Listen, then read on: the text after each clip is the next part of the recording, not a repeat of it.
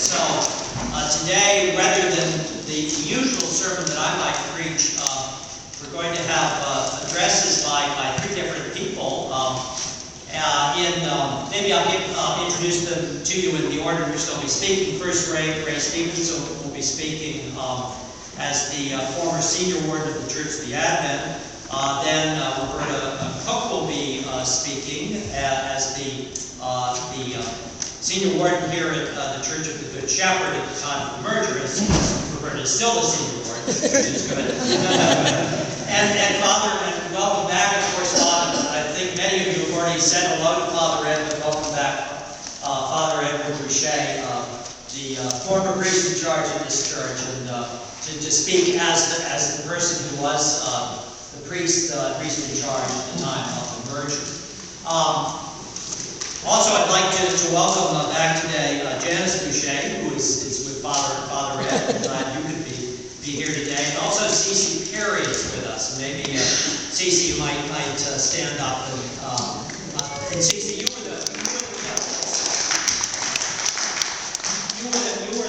were the priest at Advent at the time of the merger. So I'm really happy you can be with us today. So without further ado, let me, to make things easier, just since I always do this myself when I get up here to preach, just move the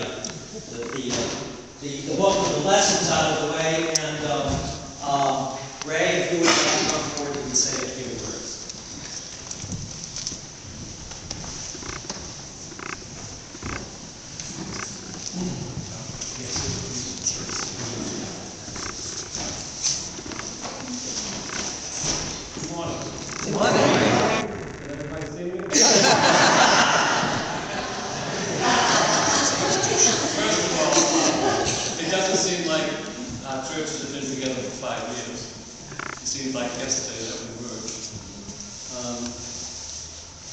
I can remember standing in the Advent Hall prior to our vote as to which of the three churches that we were considering merging with, which one we would vote for. And I was worried that the vote would be split up between the three different churches and then vote down. Luckily, fortunately, every single person who voted to come to here, the Church of the Shepherd. Now, those of you know it's very difficult for two people to agree on anything. Here we had a large number of people all vote to come to this particular church, which begs the question, what did we see here at the Shepherds that we did not find in other churches? Now, I wouldn't presume to speak for everyone else in the Advent. But as for myself, I can remember coming into this church, and I met a man who told me that every single parishioner was a member of the outreach committee. He informed me that there was a thrift shop, a food pantry in the basement, that there was something called Fun Fridays, that this church collected articles for the men's shelter in downtown Providence, and that one day he had a dream that there would be a community garden on his property. And then the service began, and when the procession came out, there was a man, an elderly man, leading the procession. He had white gloves, head held high. Very proud that he was able to be a part of the service. And later he told me that. He says he was honored that at his age, I'm not sure what age he was, but at his age he was able to do something, even insignificant things, carrying the cross out to lead the procession. And I decided that this was the church that I would like to be part of. Those people have passed on. But their love and their commitment and their spirit to this church remains in the congregation. I think that's something to be proud of. So our church is merged, and I have to give credit to Reverend C.C. Perry, who was the priest in charge at the Advent at the time.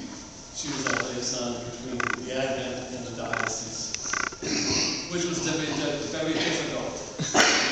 For the diocese had no idea what to do with No church in Rhode Island, as far as I know, had church. So there were no rules, no regulations, no ABC about it. And she helped us out. That doesn't mean there was no disagreement, no arguments.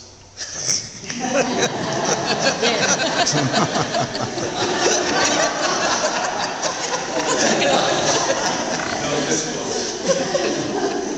And I have to give credit also to Boucher, who fused the two churches together to become one. And we have become one, and we work very well together, I believe.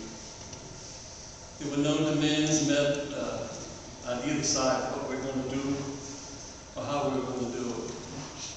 We just got together and we did it. Closing the church is extremely difficult. It's a hard thing to do for the vestry to make that vote that the Church, the Advent, had been in existence for 125 years. And to close the doors was very difficult. And I appreciate the help that the vestry gave me at that time. One thing I've learned from this experience of closing the church is that God is not brick and mortar. God is not beautiful stained by the windows. Beautifully appointed altar, terrific views to sit in and music to listen to. All these things together create an atmosphere for us to worship together, to talk to God, to listen to God, to fight with God, to ask that age-old question, why? So we do that together. But I realize that God is here in our hearts. And we carry Him with us no matter what church we go to, or if we're at work or at play. God is amongst us. So on behalf of myself and the members of the Advent, thank all of you for all you've done for us. And as Father Ed Boucher would say, the group from the Advent finally made for